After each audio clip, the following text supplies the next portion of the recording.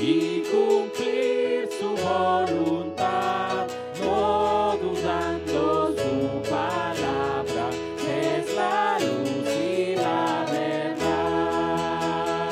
Jesucristo, Jesucristo, ya tu amor probaste a mí. Jesucristo, Jesucristo, siempre puedo fiar en ti.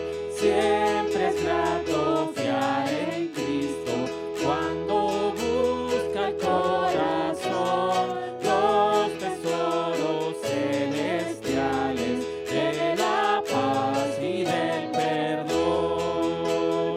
Jesucristo, Jesucristo, ya tu amor probaste a mí. Jesucristo, Jesucristo, siempre puedo fiar en ti. Siempre en ti confiar yo puedo, mi precioso Salvador. En la vida y en la muerte, protección me da tu amor. Jesucristo, Jesucristo, ya tu amor probaste en mí. Jesucristo, Jesucristo, siempre puedo fiar en ti. Jesucristo, Jesucristo, ya tu amor probaste a mí. Jesucristo, Jesucristo, siempre puedo fiar en ti. Siempre puedo fiar en ti.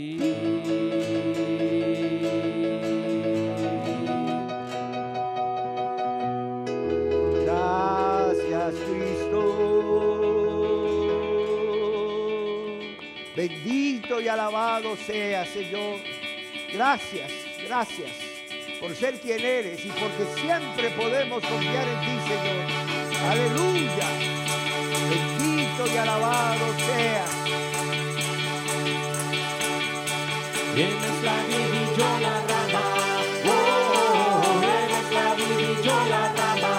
Oh, eres la vid y yo la rama.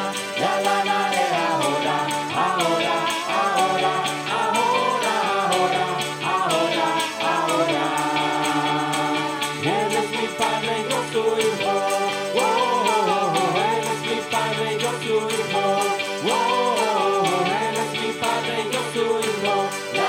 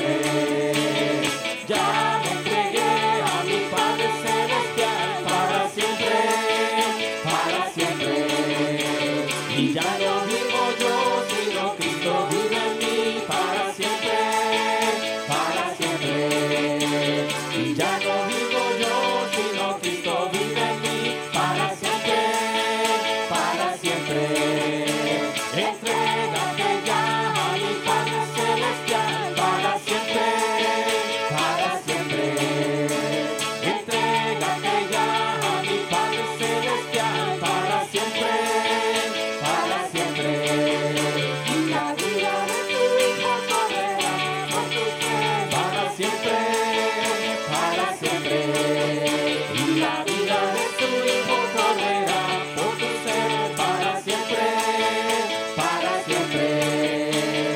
Esta es la promesa de mi Padre Celestial para siempre, para siempre. Esta es la promesa de mi Padre Celestial para siempre, para siempre. La vida eterna es la vida eterna para siempre, para siempre. La vida eterna es la vida eterna para siempre, para siempre. Él vive, vive, Cristo vive en mí, mi Cristo vive en mí, mi Cristo vive en mí. Él vive, vive, Cristo vive en mí, mi Cristo vive en mí. Canta aleluya, mi Cristo vive en mí, para siempre aleluya, canta aleluya, mi Cristo vive en mí. Él vive, Cristo vive en mí, mi Cristo vive en mí, mi Cristo vive en mí. Él vive, Cristo vive en mí, mi Cristo vive en mí. Canta aleluya, mi Cristo vive en mí, para siempre aleluya, canta aleluya, mi Cristo vive en mí. Canta aleluya, canta aleluya, mi Cristo vive en mí, para siempre aleluya, canta aleluya, mi Cristo vive en mí, mi Cristo vive en mí, mi Cristo vive en mí. Así es, Señor. Y porque tú eres un Dios vivo y vives en tu pueblo, en medio de tu pueblo, Señor, es que te alabamos. Es que te glorificamos, Señor, con nuestras vidas primeramente, con nuestros labios y nuestro ser. Aleluya, bendito y alabado sea, Señor. Recibe toda la honra y la gloria, ahora y siempre. Amén.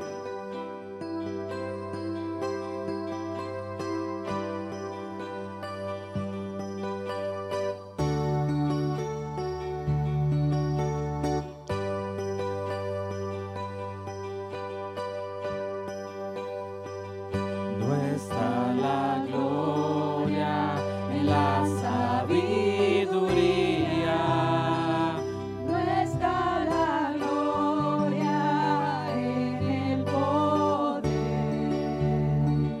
No está la gloria en las riquezas, mas mi gloria es conocerte a ti, pues tú eres grande, oh Dios, Señor de las naciones, tú eres grande, oh Dios, el dueño de la tierra, tú eres grande, oh Dios, creador, redentor.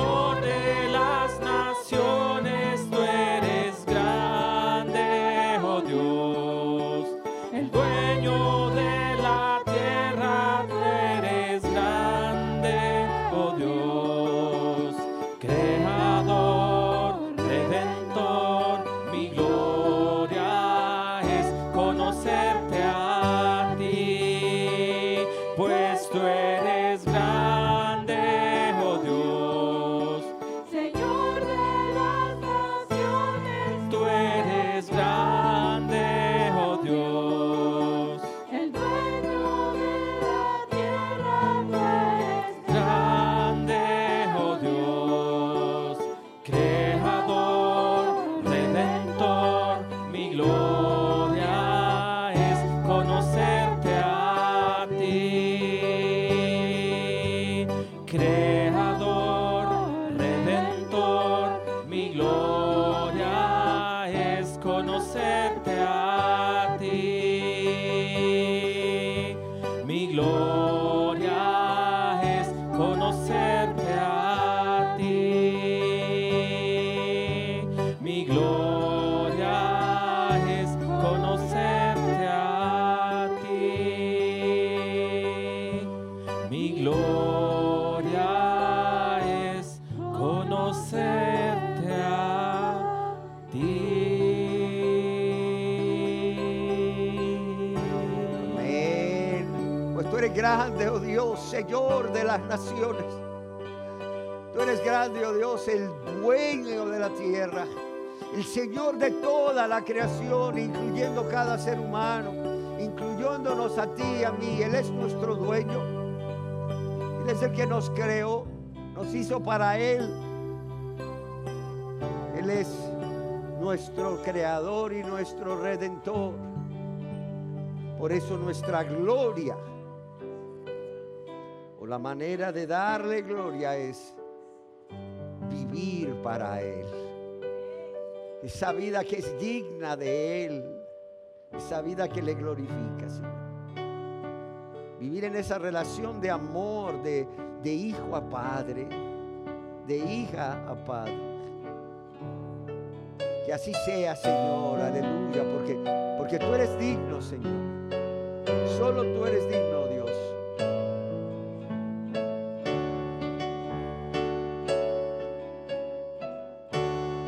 Eres mi fuerza y mi poder, el gran tesoro que busqué. Eres mi todo, Dios. Perla de precio sin igual, nunca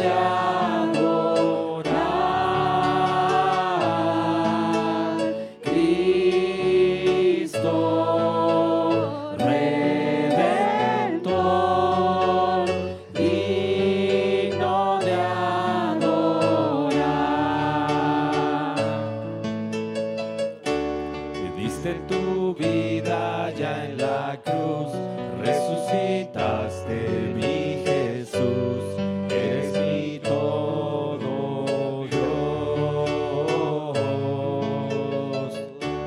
Ese quedado en tentación, tú me sostienes, mi Señor, eres mi todo Dios. Amén. Así es, Señor. Salvador, digno de adorar, Cristo Redentor, digno de adorar, Cristo Salvador. Cristo Salvador, digno de adorar, Cristo Redentor, digno de adorar, digno de adorar, digno de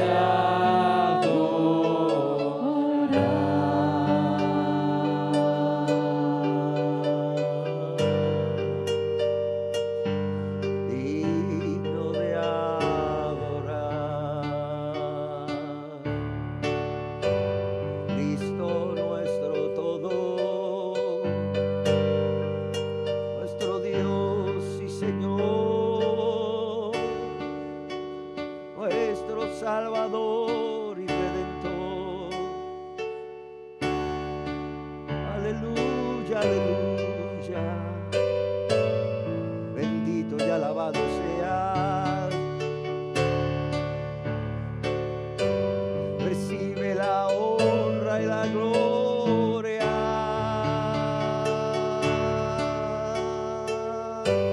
Recibe nuestras vidas.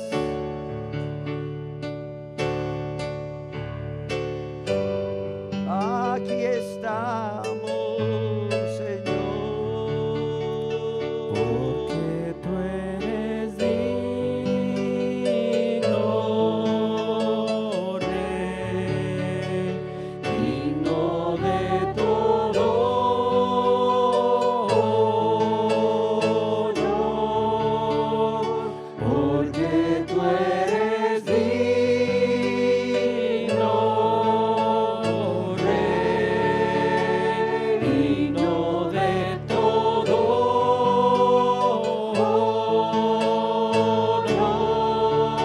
honor. Te alabo, Dios, te alabo, Señor, te alabo con mi canción. Te alabo, Dios, te alabo, Señor, con el corazón, porque tú eres digno, Rey, digno de todo honor, porque tú eres digno, Rey, digno de todo honor. Te alabo, Dios, te alabo, Señor, te alabo con mi canción. Te alabo, Dios, te alabo, Señor, con el corazón.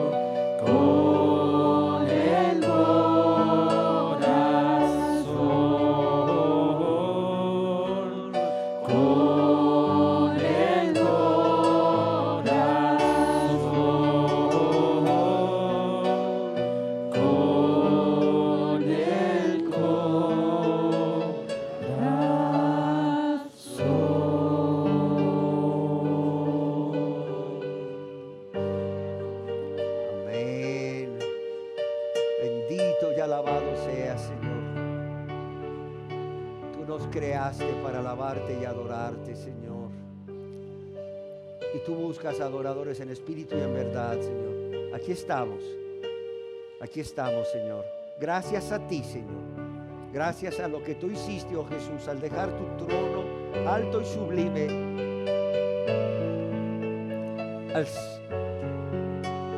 Aún siendo Dios, Señor, te convertiste en verdadero hombre, en verdadero ser humano como nosotros, para morir por nosotros. Y qué gran amor, Señor, el cual no llegó hasta ahí. Hasta ahí hubiera sido suficiente. Venir a esta tierra para enseñarnos el camino de regreso al Padre, por cuanto todos pecamos, Señor, y estamos lejos de poder acercarnos a Dios y glorificarle, porque Él es santo, santo, santo. Sin embargo, Señor, aquel día, Señor, tú emprendiste tu camino al Calvario, sabiendo lo que te esperaba, pero sabiendo también lo que harías por todos nosotros. Consumado es, fue tu grito, Señor, de victoria.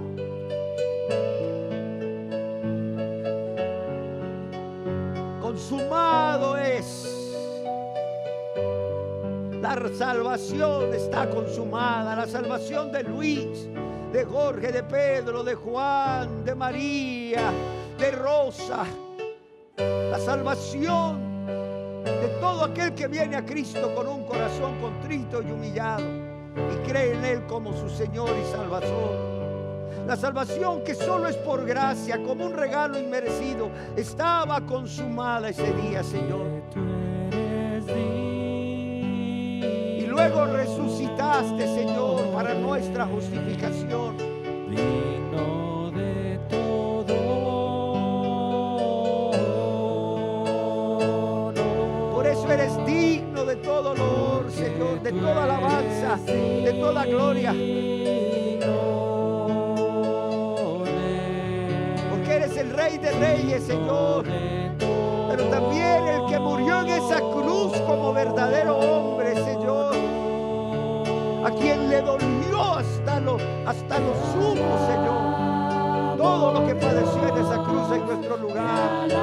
Alábale, alaba a tu Rey y Salvador, porque nadie te ha amado como Él, nadie ha hecho por ti lo que Él hizo. Al dejar la gloria, al morir en la cruz, al resucitar y volver al cielo. Te alabo, Señor, con el corazón. Ámalo con tu corazón y alábalo con tu corazón.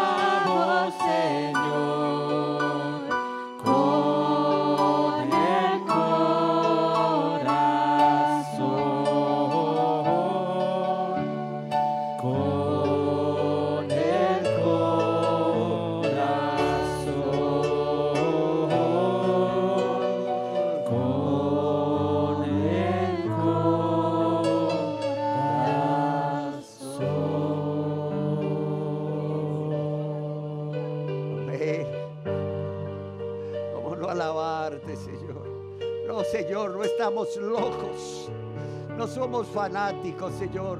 Estamos perdidamente enamorados de ti. Estamos perdidamente enamorados de ti, Señor. Y es el amor el que nos motiva a alabarte y adorarte, a rendir nuestras vidas a ti, Señor. A vivir una vida digna de ti, Señor, como tú esperas. Ah, Señor, porque nadie nos ha amado como tú. Porque tú nos amaste primero, Señor. Tú nos amaste cuando no te amábamos. Y aún más, Señor, nos amaste cuando no lo merecíamos, Señor. Así es, Señor. ¿Cómo no estar locos de amor por ti, Señor? Así es, Señor. Cuando ni te buscábamos, Señor, ya nos amabas. Cuando te heríamos, te lastimábamos y te ofendíamos con nuestra vida de egoísmo y de pecado, tú nos amabas, Señor. Cuán grande es tu amor. Así es, Señor.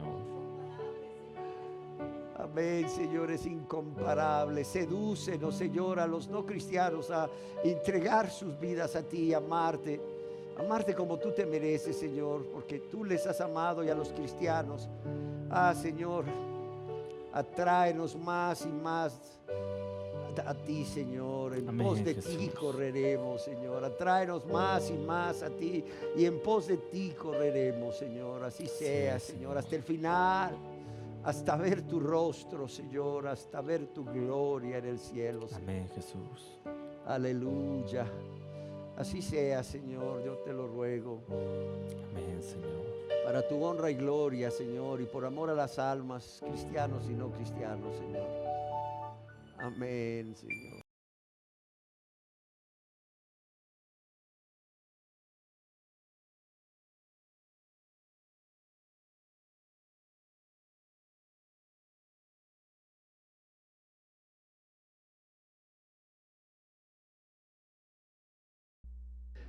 Sean todos bienvenidos. Me da gusto estar con todos ustedes nuevamente y haber podido alabar a Dios y glorificar a Dios.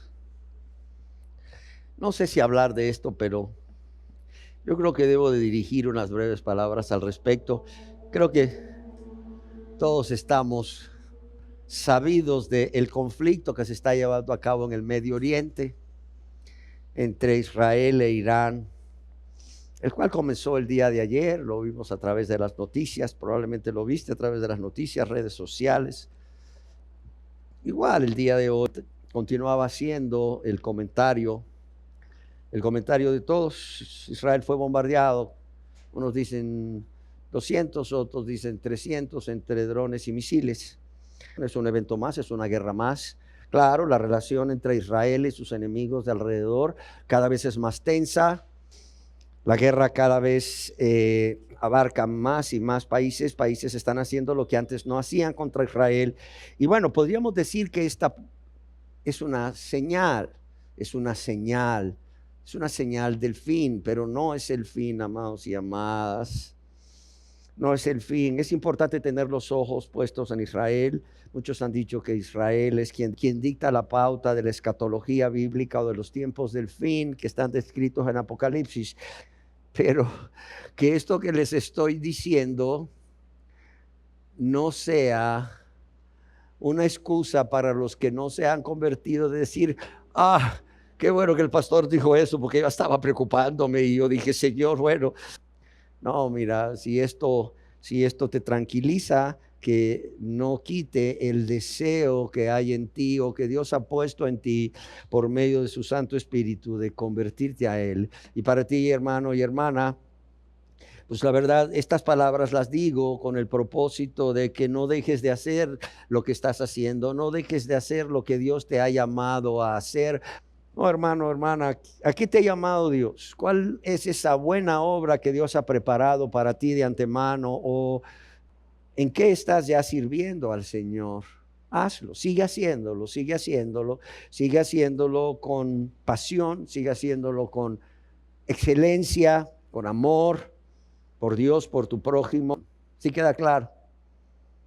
Sí queda claro. Y bueno, el día de hoy yo quiero compartir con ustedes una enseñanza que se llama ¿Cómo vivir como es digno del Señor? Primera parte. En la enseñanza anterior hablábamos de esa necesidad de vivir como es digno del Señor.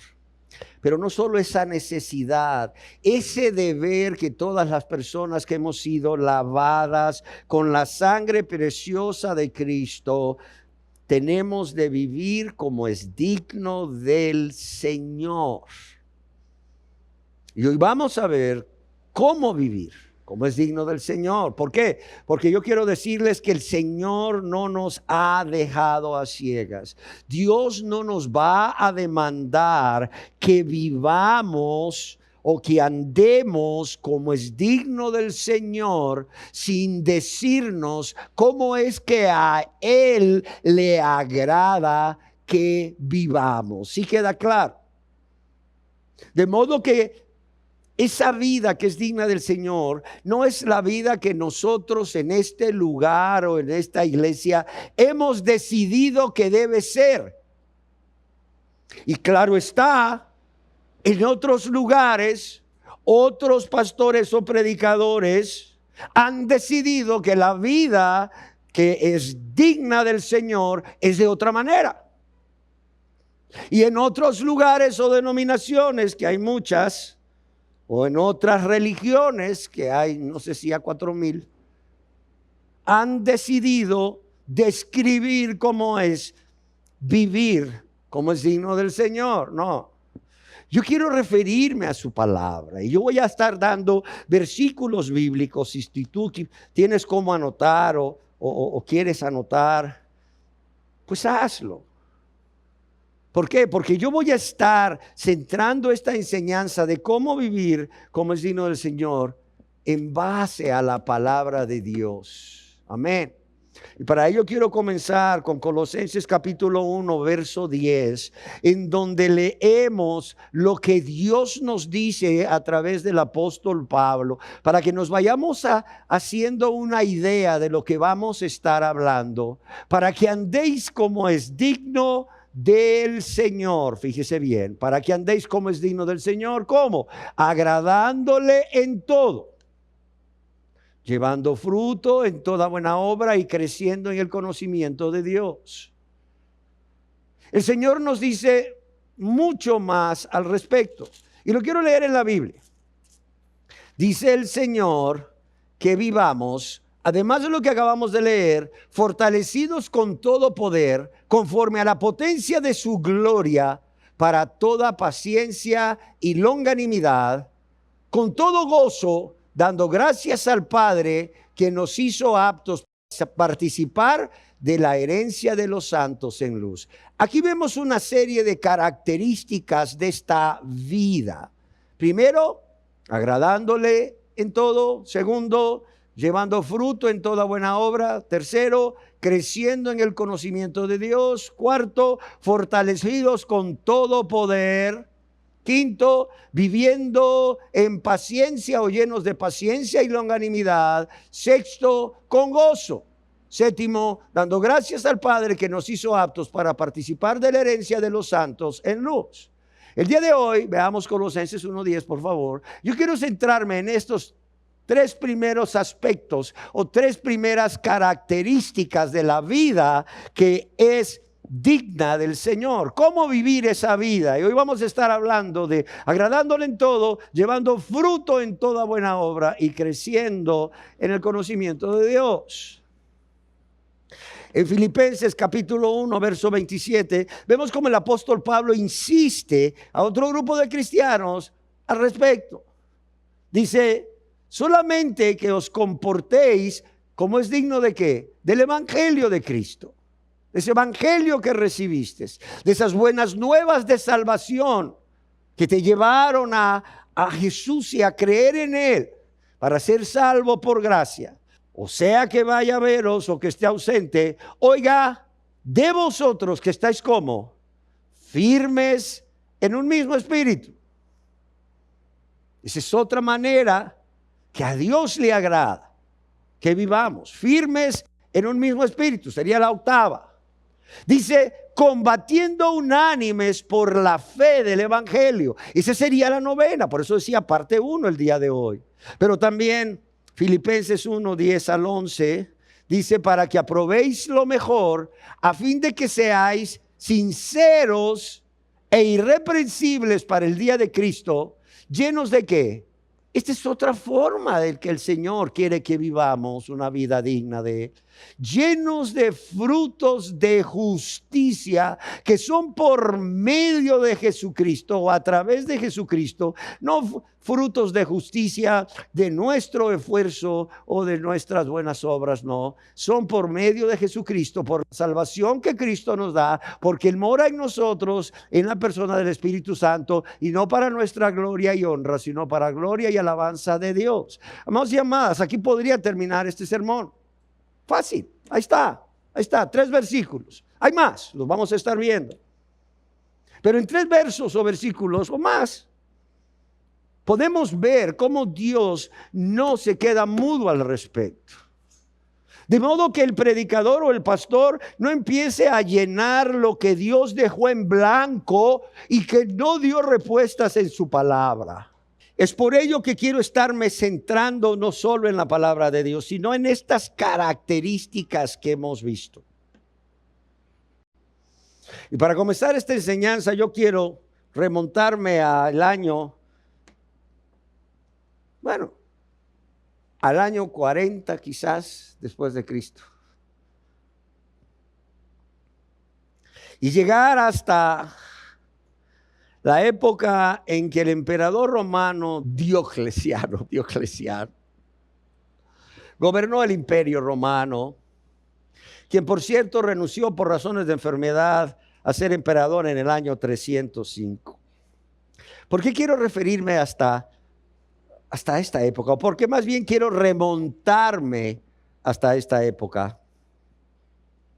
Porque aunque siempre había habido desde Nerón hacia adelante persecución a los cristianos, de modo que en los lugares donde los cristianos realizaban sus asambleas públicas de adoración eran incendiados y los cristianos perseguidos. Fue en la época de este emperador Diocleciano donde más se intensificó esa persecución.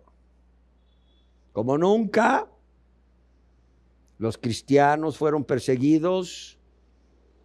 Los lugares donde realizaban asambleas públicas de adoración fueron quemados. Y no solo eso, el patrimonio de los cristianos, los bienes materiales de los cristianos eran confiscados.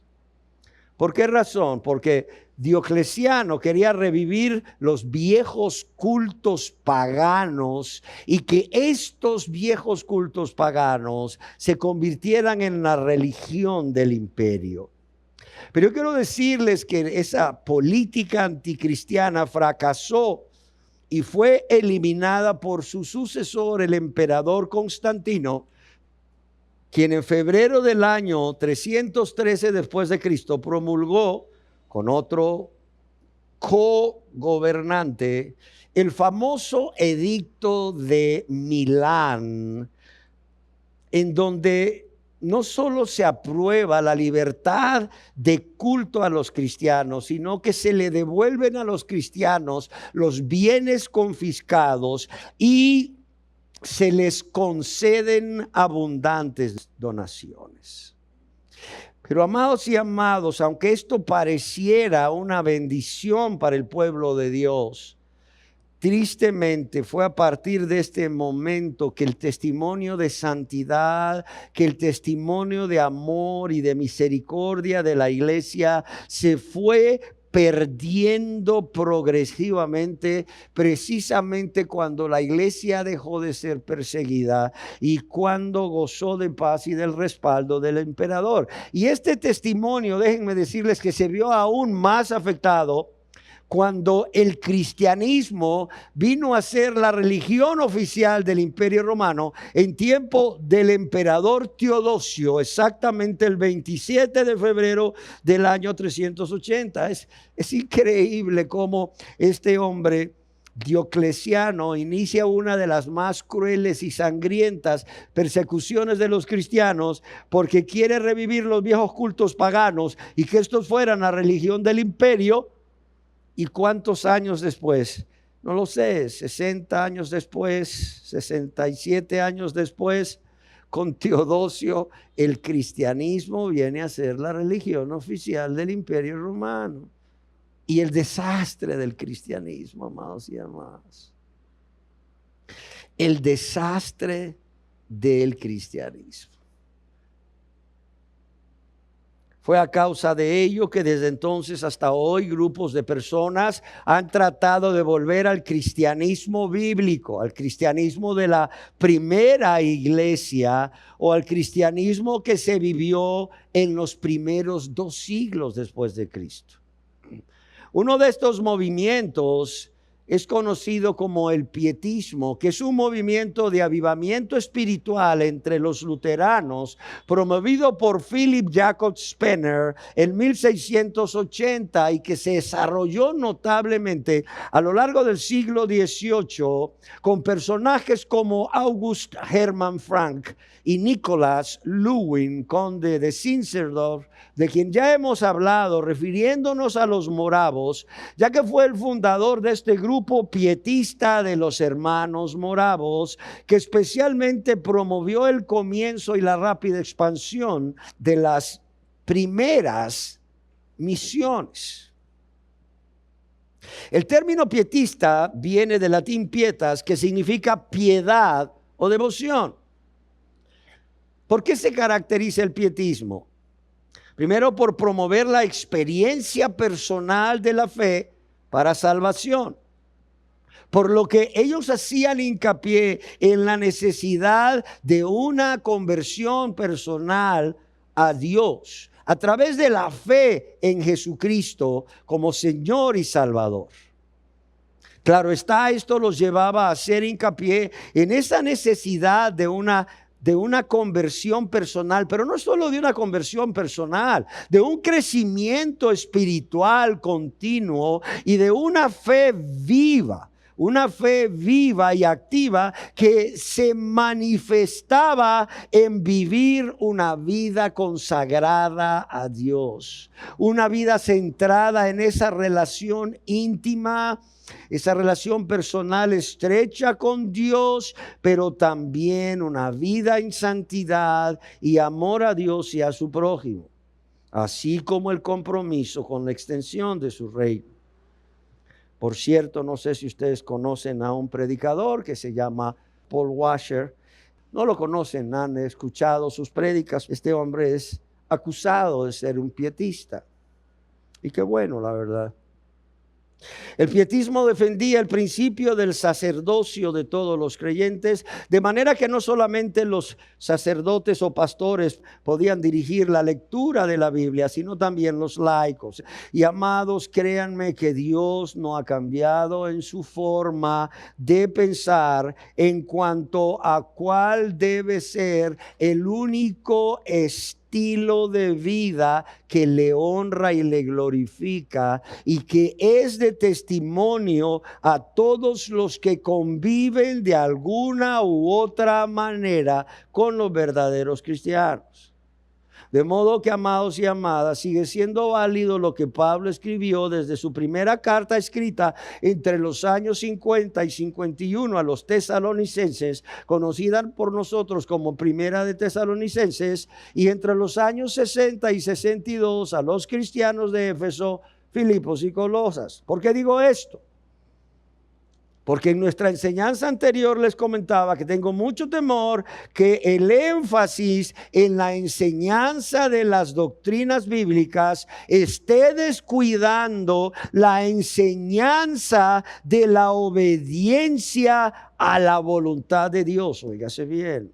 Y no es que esté malo enseñar las doctrinas bíblicas cuando estas son sana doctrina, sino que el temor es que la enseñanza de las doctrinas bíblicas o por la enseñanza de las doctrinas bíblicas se esté descuidando la enseñanza de la obediencia a la voluntad de Dios expresada en la Biblia, no como algo que es necesario para salvación, sino como algo que es fruto de la salvación por fe y por gracia. Vemos cómo los pastores y maestros en la escuela dominical de las iglesias están centrados en enseñar las doctrinas que ellos consideran bíblicas a sus miembros, como decía, lo cual es correcto hacer. ¿Cuál es el problema? Que si no es sana doctrina, realmente no están haciendo nada. Y segundo, que están dejando a un lado la búsqueda de frutos dignos de arrepentimiento en sus miembros. Están dejando a un lado la búsqueda de la fe en sus miembros, esa fe bíblica, esa fe para salvación que lleva, por cierto, al que ha nacido de nuevo a la obediencia a Dios. Fe y obediencia son palabras que están muy ligadas. Es más, la fe se ha definido como confianza obediente, confianza en Dios, y porque confío en Dios le obedezco. No podemos hablar de fe para salvación si no hay obediencia. Y ese es el problema. Estamos viendo mucha gente que dice ser hija de Dios, que dice ser salva, que cree que va por el camino angosto, que lleva a la gloria, al cielo, cuando realmente van por el camino ancho. ¿Por qué? Porque dicen pero no hacen. Están como los fariseos, dicen pero no hacen, así de sencillo. Afirman ser cristianos, ser hijos de Dios, pero realmente no viven como cristianos, no viven como hijos de Dios. No viven esa vida que es agradable a Dios y que honra y glorifica a Dios. Esa vida que es digna del Señor y Dios, por cierto. Amén.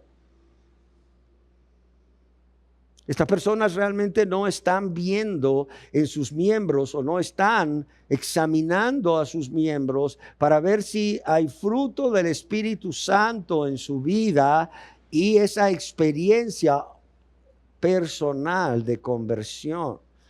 Y mucho menos si el que es miembro de su iglesia, que dice ser cristiano, hijo de Dios, tiene una relación íntima con Él.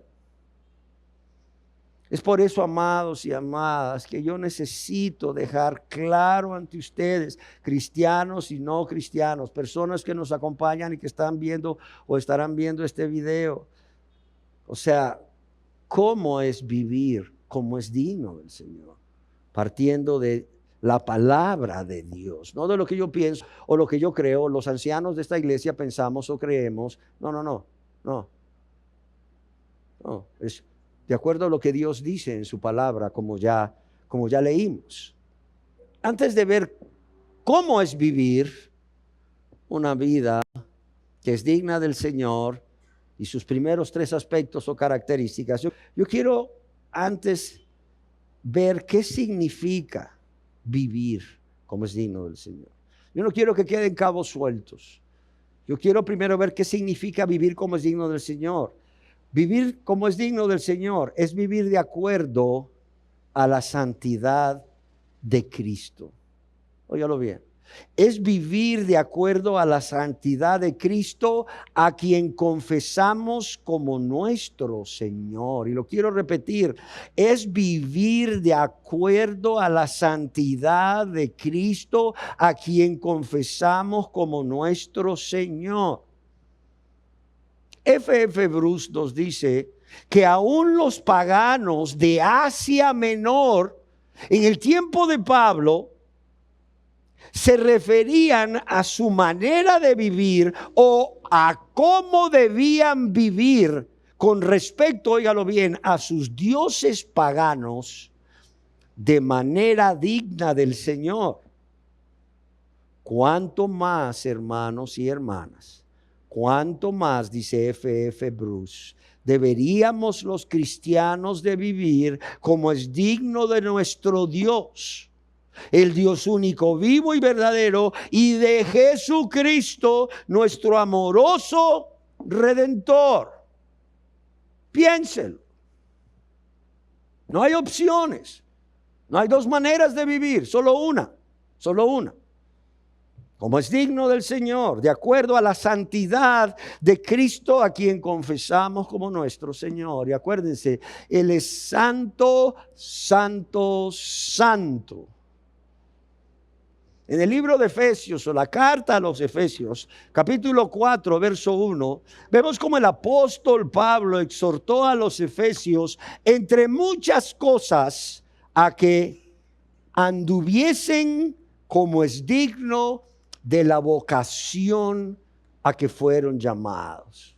O bien, como otras versiones de la Biblia lo traducen, les ruego, oiga lo que Pablo le está diciendo a los cristianos de la ciudad de Éfeso, o efesinos como le llaman algunos, les ruego que se porten como deben hacerlo los que han sido llamados por Dios, como lo fueron ustedes.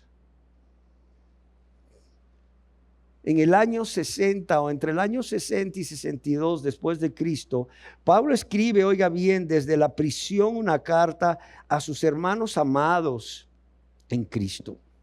Carta que nos ha llegado, ¿saben para qué?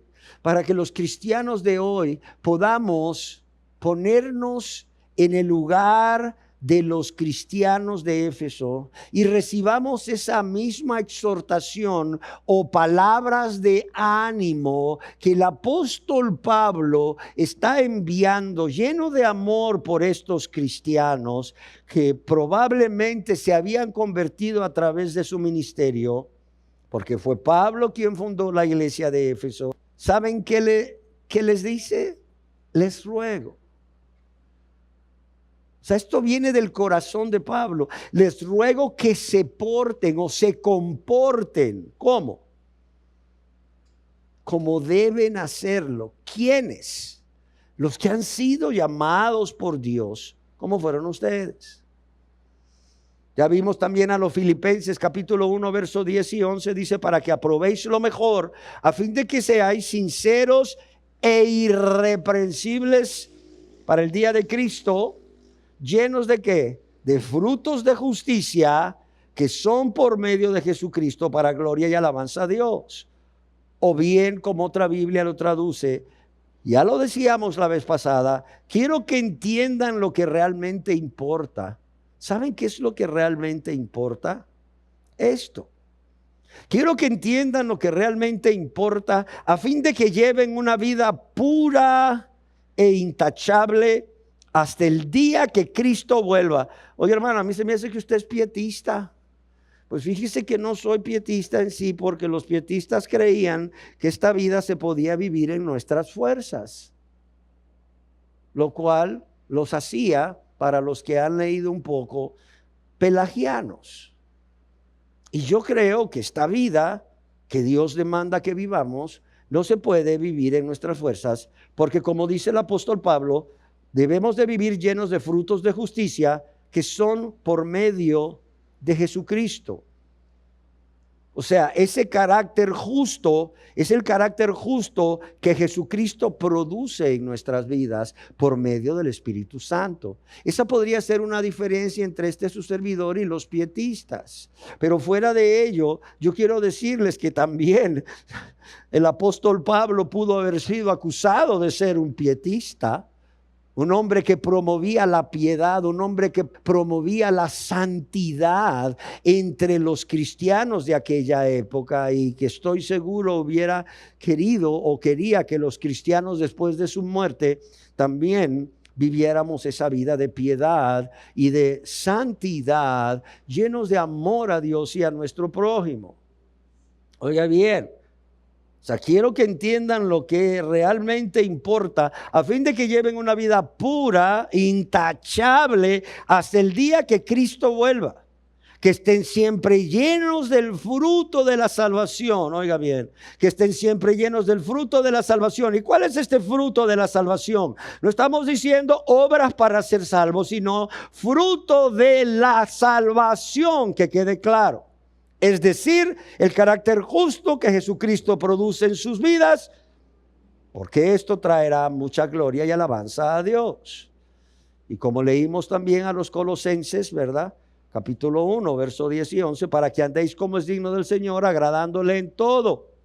O como otras Biblias lo traducen, entonces la forma en que vivan siempre honrará y agradará al Señor en todo, llevando fruto en toda buena obra y creciendo en el conocimiento de Dios. ¿Sí queda claro? ¿Cómo vivir entonces como signo del Señor o del Evangelio? Vemos que esa oración que se registra aquí en Colosenses capítulo 1, desde el versículo 9b hasta el 14, es una de las 4 grandes oraciones de Pablo en el Nuevo Testamento y debe compararse con las otras 3 oraciones de Pablo que se hallan en otras epístolas o cartas de Pablo, como son las epístolas de la prisión. Y estas cartas las encontramos en Efesios capítulo 1, 17 al 23, también en Efesios capítulo 3, verso 14 al 21, también en Filipenses capítulo 1, verso 9 al 11. Y cuando nosotros leemos estas 4 cartas que Pablo escribió a los cristianos en el Nuevo Testamento, nos damos cuenta que el apóstol Pablo está orando para aquellos hermanos en Cristo a quienes él se dirige, sean enriquecidos no en bienes materiales como muchos esperarían o creen, sino en cosas tales como sabiduría, conocimiento, poder, paciencia, longanimidad, vida santa, gozo, gratitud, amor. Y ciertamente creo que nos deberían de servir estas oraciones de Pablo por los cristianos, no solo a los que somos cristianos para orar los unos por los otros, sino también a los pastores para orar por nuestro rebaño, por las ovejas que Dios nos ha encomendado, para que también ellos sean enriquecidos, o nuestras ovejas que Dios ha puesto a nuestro cuidado, sean enriquecidas con cosas como, lo repito, sabiduría, conocimiento, poder, paciencia, longanimidad, gozo, gratitud y amor, así como frutos dignos de justicia o una vida en santidad. John MacArthur comenta al respecto para que andéis, que Pablo le escribe a los colosenses, óigalo bien. En la Biblia, andar se refiere a la norma o modelo de conducta diaria. Este es un estilo de vida diario, entendamos. Los cristianos no somos cristianos solo los domingos, somos los cristianos 24/7, como dicen los muchachos. 365 días al año, y si el año es bisiesto, 366. Es un estilo de vida. Ser cristiano es un estado, les digo yo. Así como una mujer embarazada está en estado de buena esperanza, como dicen en muchos lugares. Si estar embarazado es un estado. Estar casado es un estado que debe de ser permanente y continuo hasta que la muerte los separe o hasta que el Señor se lleve a uno de los cónyuges si son cristianos. De la misma manera, el andar es un estilo de vida de manera continua que es la norma o modelo de conducta diaria. Lo que vamos a estar hablando es tu norma o modelo de conducta y es mi norma de modelo de conducta si somos cristianos. Pero también para los no cristianos, esta es la norma o modelo de conducta que Dios les llama a vivir cada día. Y lo bueno es que no solo nos dice cómo, sino, como ya vimos, nos ayuda a hacerlo. Él es el más interesado. Amén. Dice: una mente controlada por el conocimiento, la sabiduría y el entendimiento, óigalo bien, una mente controlada por el conocimiento, la sabiduría y el entendimiento produce una vida digna del Señor. Y aunque parezca imposible, porque luego la gente empieza a rasgarse las vestiduras, ¿no? La ropa, y a decir, ese es legalismo, ese es legalismo. No. Eso no se puede, eso lo vamos a vivir hasta que estemos en el cielo. Por eso cito a John MacArthur, porque sé que es respetado por muchos. Dice, aunque parezca imposible que alguien pueda andar como es digno del Señor, dice, es lo que la Biblia enseña, querramos o no, es lo que la Biblia enseña, amados y amadas. Y se puede vivir. ¿Por qué? Porque no hay nada imposible para Dios. Porque Él es poderoso para guardarnos sin caída y presentarnos, o sea, sin mancha, delante de su presencia con alegría. Porque podemos ser fortalecidos con el poder de su fuerza y porque Él nos capacita a través del Espíritu Santo. Y todo esto es por gracia, por fe, al igual que fuimos salvos. Amén. Pongan atención porque vemos aquí que en el Nuevo Testamento describe varias características del andar como es digno de Dios. Óigalo bien. Varias características del andar como es digno de Dios, además de las 3 que estaremos viendo, porque no queremos dejar ninguna por fuera. O mejor la dejamos para después, si nos centramos en las 3 que vamos a ver. Vemos entonces, centrándonos en En esa forma de vida que Pablo describe en Colosenses 1:10, donde describe para que andéis agradándole en todo, llevando fruto en toda buena obra y creciendo en el conocimiento de Dios, que la primera característica aquí de esta forma de vida es agradándole en todo. Yo quiero decirles que agradándole en todo al Señor o a Dios o a Cristo también puede traducirse haciendo siempre lo que a Él le agrada. Óigalo bien. No solo es agradándole en todo, sino haciendo siempre. Esta otra definición de esta forma de vida, agradándole en todo, agrega un elemento más. ¿Cuál es? Siempre, de manera continua, de manera permanente. O sea, no es cuestión de que, ay, el hermanito anda caído, ya tiene como un año de andar caído, pero fíjese que hubo un culto, ¿verdad? Y al final el pastor o el predicador llamó a reconciliación y el hermanito pasó adelante, la hermanita pasó al frente, se reconcilió con Dios un mes nada más, ¿qué cree? Y después volvió a caer. Y fíjese que estamos esperando que el pastor invite a otro predicador que llame a reconciliación para que el hermanito o la hermanita, que nuevamente ya tienen 8 meses de andar caíditos, ¿verdad? Vuelvan a reconciliar. Tristemente es el estilo de vida de muchas personas que dicen ser cristianas. Yo conozco a algunos, ustedes conocen a algunos. Quizás ustedes vivieron ese estilo de vida mientras formaban parte de una religión o denominación, pero esto no es el estilo de vida que glorifica a Dios y que es digno del Señor. Óigalo bien, agradándole en todo también significa haciendo siempre lo que a Él le agrada. ¿Con qué fin o con qué propósito? No, pues hermano, porque pues yo me quiero ir al cielo, nadie se quiere ir al infierno. No. A fin de complacer a Dios, punto. A fin de complacer a Dios. No solo vamos a agradarle en todo, lo vamos a hacer siempre. ¿A fin de qué? De complacer a Dios, por amor a Dios. ¿Sí queda claro? Yo quiero decirles que aquí el apóstol Pablo está hablando de un deseo genuino, es decir, de un deseo verdadero. Y no se les olvide que Dios es quien escudriña los corazones para dar a cada uno conforme a sus obras. Ustedes pueden engañarme a mí, pueden engañar a otra persona, pero no pueden engañar a Dios. Es más, déjenme decirles, como he dicho en mi testimonio personal, que cuando yo acepté a Cristo por primera vez sin convertirme a Dios, la verdad que ni mi esposa me creía, pues tenía un estilo de vida en donde para comenzar no vivía agradando a Dios en todo, ni menos haciendo siempre lo que a Dios le agrada a fin de complacerle a Él. Yo seguía haciendo lo que a mí me agradaba. Claro está que cuando a mí me convenía hacer lo que Dios quería que hiciera, pues yo lo hacía, ¿no? Pero no engañaba ni a mi esposa, a menos que fuera a engañar a Dios, y así sucede. Amados y amadas, este es un deseo de corazón, es un deseo genuino, es un deseo verdadero de complacer al Señor en todo lo que tiene que ver con su voluntad, en todo lo que tiene que ver con su voluntad. ¿Y qué significa esto? Y aquí es donde la gente se rasga las vestiduras, ¿verdad? Porque dicen que somos legalistas. No.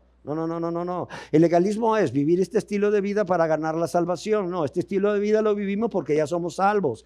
Y porque no se puede vivir este estilo de vida si no eres salvo, porque este estilo de vida, como no me cansaré de repetirlo, se vive gracias al poder del Espíritu Santo que mora en nosotros, cristianos. Y para que el Espíritu Santo more en nosotros, primero tenemos que ser salvos espiritualmente. ¿Sí queda claro? Entonces, esto significa vivir una vida de pureza, en santidad, moralmente pura, espiritualmente íntegra, separada del mal y dedicada a Dios. En su carta a los Romanos, capítulo 13, verso 13 al 14, yo quiero que veamos lo que Pablo escribió al respecto a los cristianos de esa ciudad. Les dice, andemos, y se incluye él. Claro, yo también me incluyo. Andemos como de día. Oiga bien lo que dice.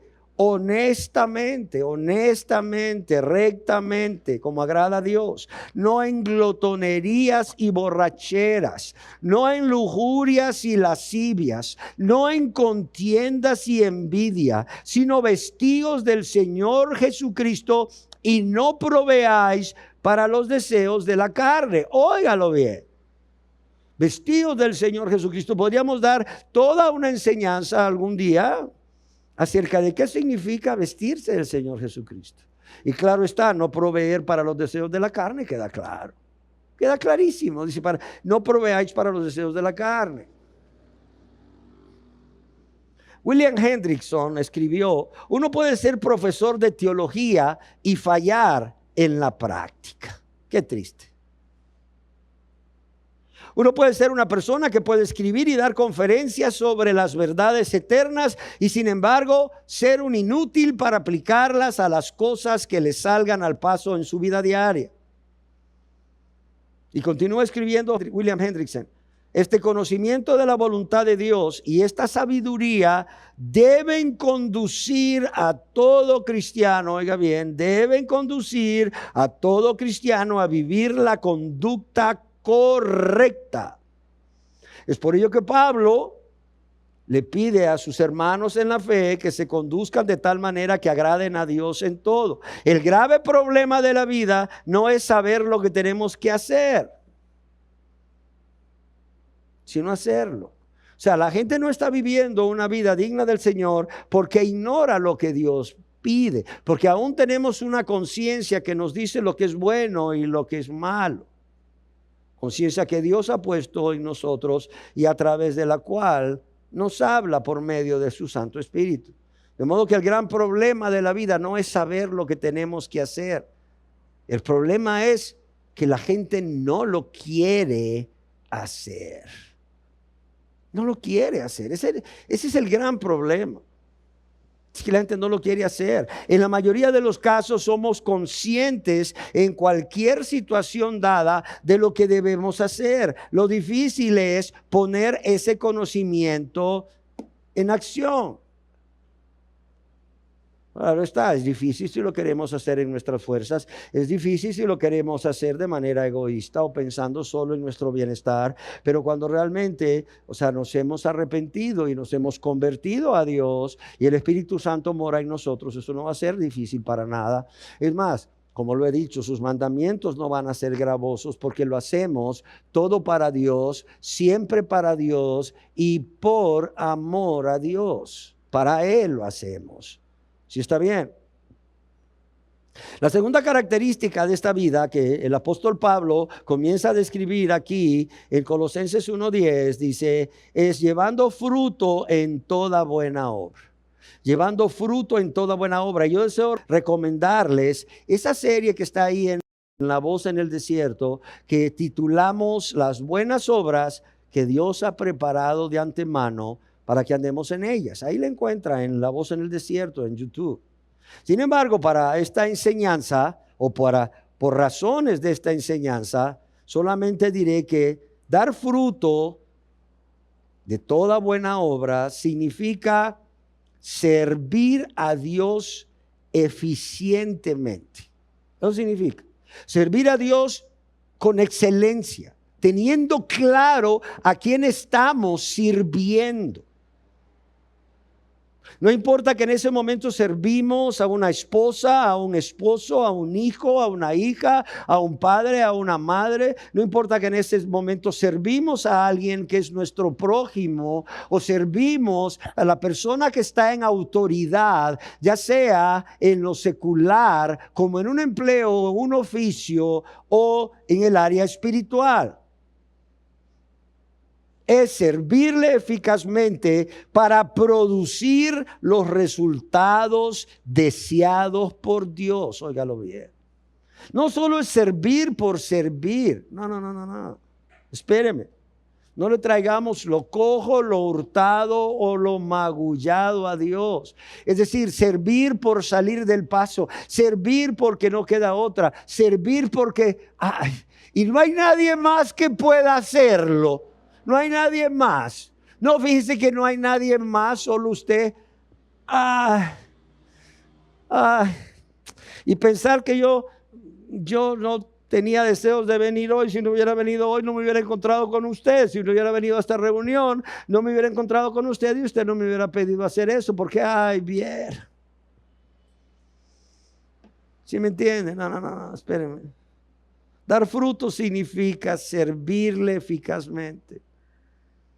Darle a Dios, entiéndalo bien, es a Dios a quien servimos. Darle a Dios un servicio eficaz, un servicio con excelencia. ¿Para qué? Para que esto produzca los resultados deseados por Dios, no solo en cuanto al servicio que a Él se le da, sino también a nuestro prójimo, pero también en cuanto a nuestro carácter. Óigalo bien. En nuestra manera de conducirnos, en nuestra manera de pensar, en nuestra manera de hablar, en nuestras intenciones, en nuestras metas, en nuestros sentimientos y emociones y en nuestras obras. Así de sencillo. Hermano, yo quiero decirles que este fruto de buenas obras, como lo he dicho, es producto de haber sido justificados por Dios en su gracia por medio de Jesucristo y nuestra fe en Él. Es más, yo quiero decirles que el apóstol Pablo, considero necesario comentarles que el apóstol Pablo atribuye a las buenas obras un inmenso valor cuando éstas son consideradas el fruto, óigalo bien, el fruto y no la raíz de la gracia de Dios. En Efesios capítulo 2, verso 8 al 10 lo expresa muy claro al escribir, y voy a citar una versión de la Biblia que no es la Reina Valera 1960. Dice: Dios los salvó por su gracia cuando creyeron. Ustedes no tienen ningún mérito en eso, es un regalo de Dios. La salvación no es un premio por las cosas buenas que hayamos hecho, así que ninguno de nosotros puede jactarse de ser salvo, pues somos la obra maestra de Dios. Ya de esto habíamos hablado antes. Qué bendición, los cristianos somos la obra maestra de Dios. Él nos creó de nuevo en Cristo, es decir, Él nos hizo nacer de nuevo, Él nos hizo nuevas criaturas a través de la obra que Cristo hizo al morir y resucitar en nuestro lugar o por nosotros, a fin de que hagamos cosas buenas o buenas obras que Dios mismo preparó de antemano para nosotros desde tiempo atrás. ¿Sí me entienden? Es más, yo quiero decir que este fruto es el sello de cada persona redimida. Óigalo bien, fruto de buenas obras. Es el sello de cada persona redimida. ¿Cómo lo sabemos? Porque el mismo Señor Jesús dijo allá en el Evangelio según San Juan, en el capítulo 15, en el verso 8, y en esto es glorificado mi Padre. ¿En qué?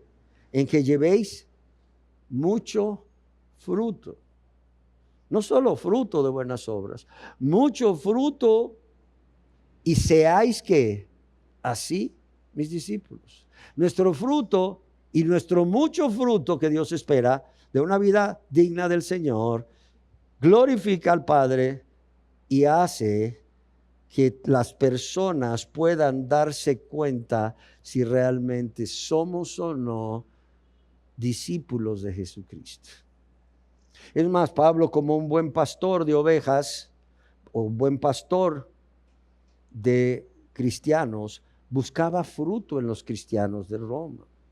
Óigalo bien, Pablo buscaba fruto en los cristianos de Roma. En Romanos capítulo 1, verso 13, aún no los conocía. Óigalo bien, aún no los conocía. Tenía el deseo de su corazón de visitarlos, pero les escribí una carta antes de pasar por ahí, donde les dice: pero no quiero, hermanos, que ignoréis que muchas veces me he propuesto a ir a vosotros, pero hasta ahora he sido estorbado. ¿Para qué?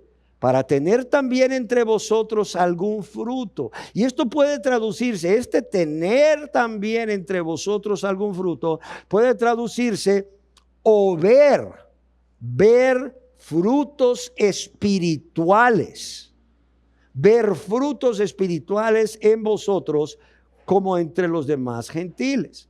También escribió: así también vosotros, hermanos míos, habéis muerto a la ley mediante el cuerpo de Cristo, para que seáis de otro, del que resucitó de los muertos, a fin de que llevemos fruto para Dios. Es lo que hemos estado hablando. Somos salvos para llevar fruto y fruto para Dios.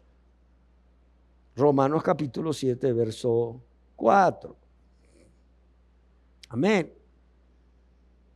Quizás usted se pregunte de dónde se origina o de dónde viene este fruto de buenas obras en la vida del creyente. En primer lugar, de la unión con Cristo. Antes de que nosotros seamos salvos y seamos uno con Cristo, yo quiero decirles que no hay quien haga lo bueno. Así, no hay quien haga lo bueno. Luego la gente dice, no, si yo soy buen padre. ¿Y cómo puedes ser buen padre si eres mal marido? Si eres mal hijo, ¿cómo puedes ser buen padre? Yo soy buena madre, ¿cómo puedes ser buena madre? Eres mala esposa. Estás atentando contra tu matrimonio, igual que tú, varón. Luego dices que eres buen padre. ¿Cómo vas a hacer feliz a tus hijos? ¿Cómo los llevas a llevar a una vida plena y realizada cuando realmente estás atentando contra tu matrimonio, varón, mujer? Y luego dices, no, yo soy buen padre. No puedes. Eso no hay forma de que esto sea así, como el aceite no va con el agua, punto. Amén. Entonces, en primer lugar, de la unión con Cristo, no podemos dar buen fruto o fruto de buenas obras si no somos uno con Cristo. El Señor Jesús dijo en Juan capítulo 15, verso 4 al 5, permaneced en mí y ¿qué? Y yo en vosotros. Óigalo bien, lo dice Jesús, Dios vivo y verdadero. Como el pámpano no puede llevar fruto por sí mismo, ya entiéndalo, el pámpano no puede llevar fruto por sí mismo si no permanece en la vid, así tampoco vosotros si no permanecéis en mí. Yo soy la vid, vosotros los pámpanos. El que permanece en mí y yo en él, este lleva mucho fruto. Porque separados de mí, nada podéis hacer. Separados de mí, nada que podéis hacer. En segundo lugar, este fruto de buenas obras proviene de la sabiduría. La sabiduría que proviene de lo alto. La sabiduría que proviene de Dios. Santiago escribió, pero la sabiduría que es de lo alto es primeramente pura, después pacífica, amable, benigna, llena de misericordia y ¿de qué? Y de buenos frutos, sin incertidumbre ni hipocresía. Santiago 3:17.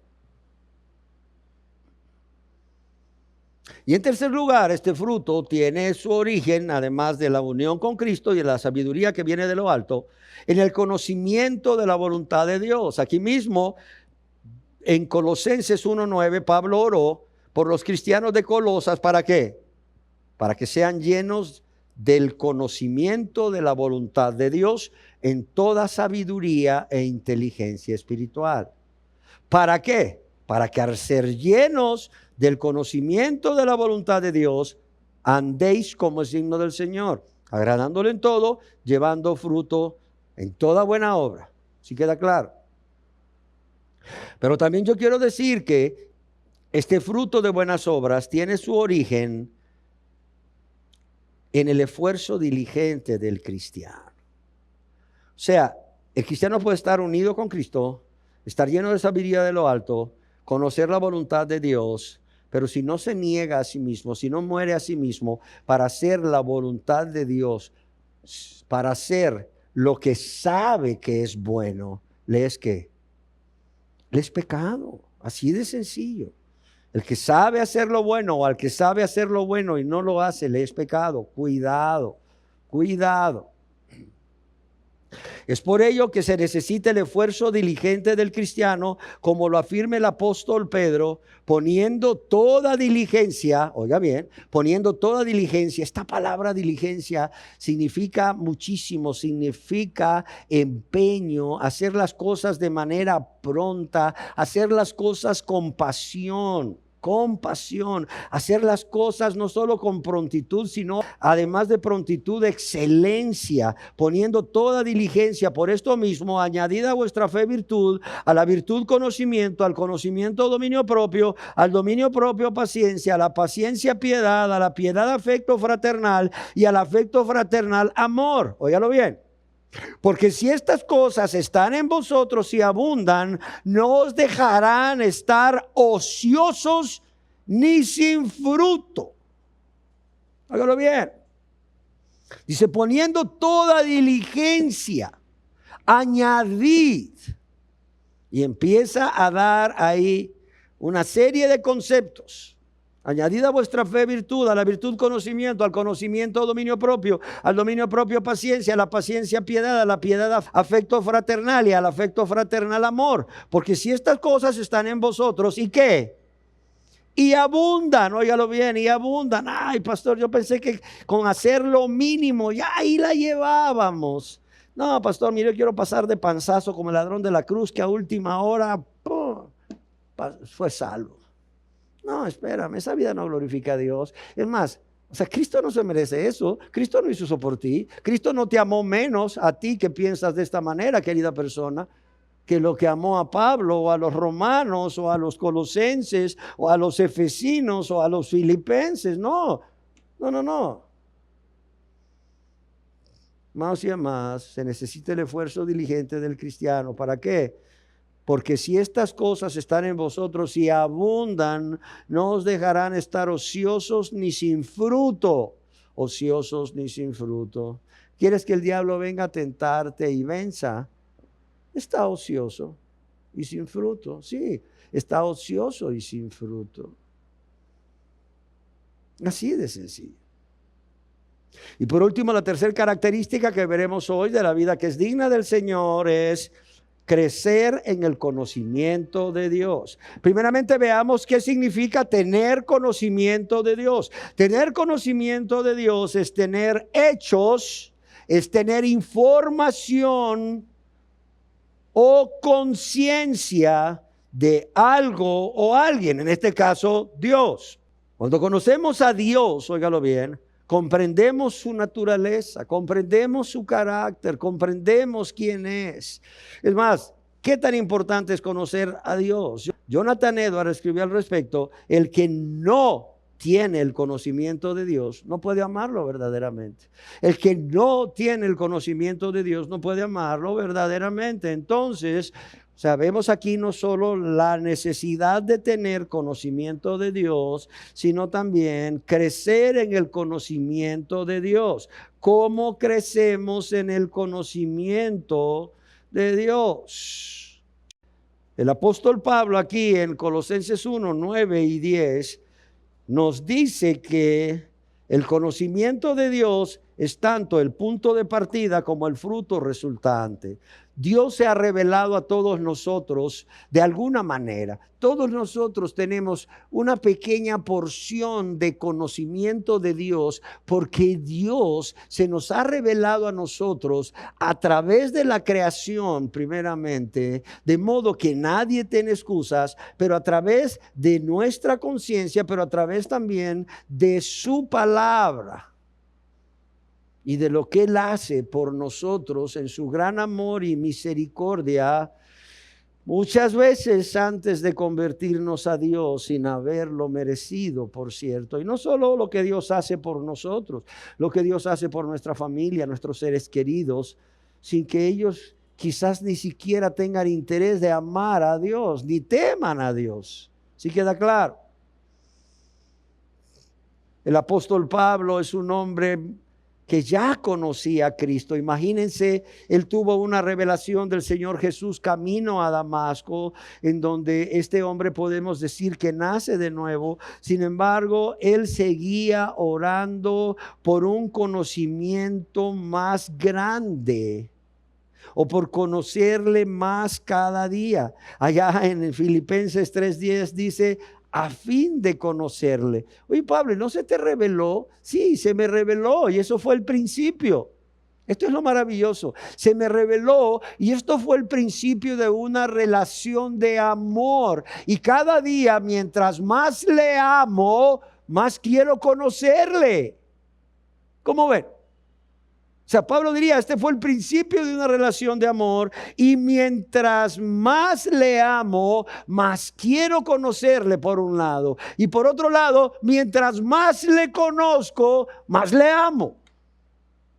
Es por ello que el conocimiento de Dios es el propósito del ser humano. Ya vimos a Jonathan Edwards: el que no tiene el conocimiento de Dios no puede amarle verdaderamente. Y no solo no puede amarle, no puede hacer su voluntad, no puede servirle, no puede agradarle. Así de sencillo. No puede vivir una vida que es digna del Señor. Así ha dicho Jehová: No se alabe el sabio en su sabiduría, ni el valiente se alabe en su valentía, o ni en su valentía se alabe el valiente, ni el rico se alabe en su riqueza, mas alábese en esto el que haya de alabarse. ¿En qué? En entenderme y conocerme que yo soy Jehová. Mas alábese en esto el que haya de alabarse, en entenderme y conocerme que yo soy Jehová, que hago misericordia, juicio y justicia en la tierra, porque estas cosas me agradan, dice Jehová. Jeremías capítulo 9, versos 23 y 24. Ahora la pregunta, y con esto ya voy finalizando, es ¿cómo podemos crecer en el conocimiento de Dios? Bueno, primeramente tenemos que involucrar nuestras mentes, porque ahí es donde procesamos toda la información que nos ayuda a comenzar a comprender quién es Dios. Pero para realmente conocer a Dios, nuestra búsqueda debe de ir más allá, óigalo bien, de una búsqueda mental o intelectual. ¿Por qué razón? Porque como alguien escribió, si nunca avanzamos más allá de eso, terminaremos con un entendimiento o una comprensión académica de quién es Dios, y esto no nos va a llevar nunca, óigalo bien, a una relación personal estrecha con Él. Es por esta razón, dice el comentarista de la Biblia, que los fariseos pudieron citar las escrituras y conocían la ley, pero no sabían quién era Jesús. Su conocimiento era intelectual y nunca fue más allá de eso. Pero también el conocimiento de Dios debe ser el resultado de tener una estrecha relación personal con Él a través de esos tiempos en reposo, en quietud, a solas, de esa lectura, meditación y estudio de la palabra de Dios y la oración.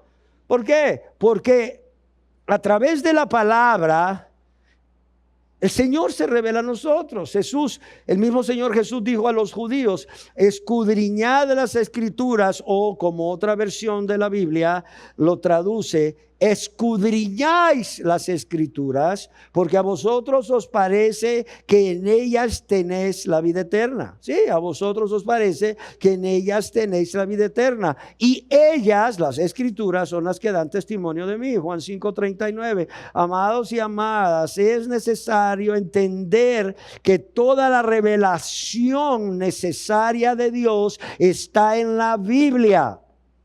Ya olvídate de alguien que te diga: mira, es que yo soñé, es que Dios a mí me reveló personalmente cuando estaba en la playa. Sí, no, olvídate. No, es que yo me fui a un retiro a solas con Dios y la verdad ni mi Biblia llevé, porque ¿para qué si le iba a pedir a Dios que me hablara a Él personalmente? No, ¿me quieres que te habla personalmente Dios? Abre la Biblia.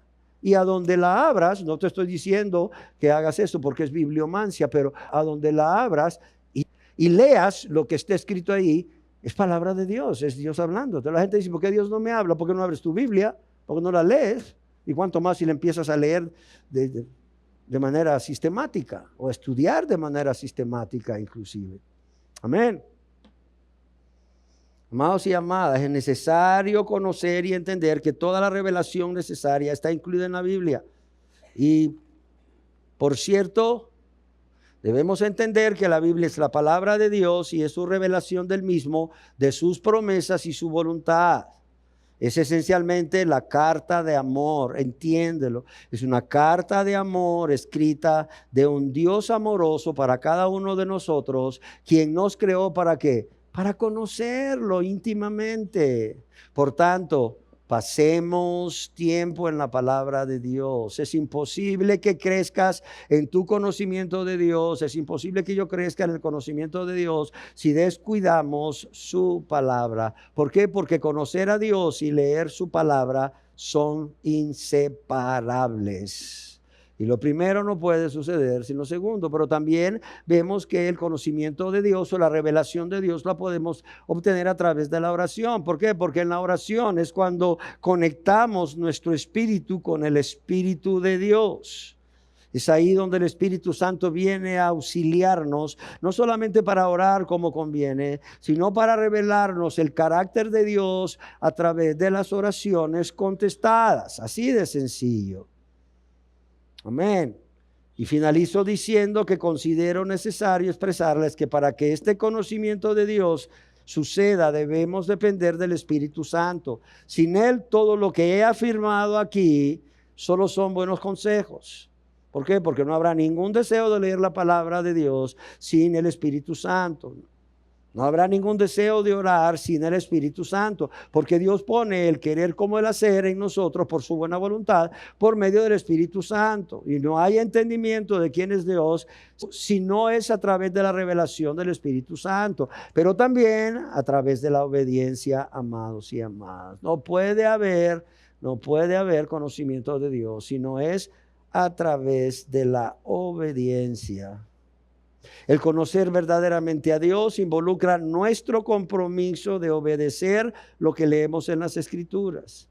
No solo debemos leer y entender la palabra de Dios, debemos aplicarla a nuestras vidas en las diferentes circunstancias de nuestra vida y así poder permanecer obedientes, fieles a Dios, viviendo una vida que glorifica al Señor. Amén. ¿Sí está claro? 3 primeras características de cuál es la vida que glorifica a Dios, extraídas de la Biblia. Mira, Dios no nos dejó, o sea, a ciegas, para nada. Además de eso, como ya lo dijimos, Él no solo nos dice cómo, nos ayuda a hacerlo. Demos gracias a Dios. Señor, te damos gracias por tu amor, tu misericordia, tu bondad, tu buena voluntad para todos no convertidos y convertidos, al no habernos dejado, Señor, a oscuras, en tinieblas, sin mostrarnos cuál es el estilo de vida que tú quieres que vivamos, Señor. No el que yo quiero que ustedes vivan, sino el que Dios quiere que todos vivamos. Gracias, Padre. Que esto quede claro. Que esto quede claro en las mentes de los no cristianos y de los cristianos, tanto de los que están aquí como los que estarán viendo este video, Señor. Yo te lo ruego en el nombre de Jesús. Amén.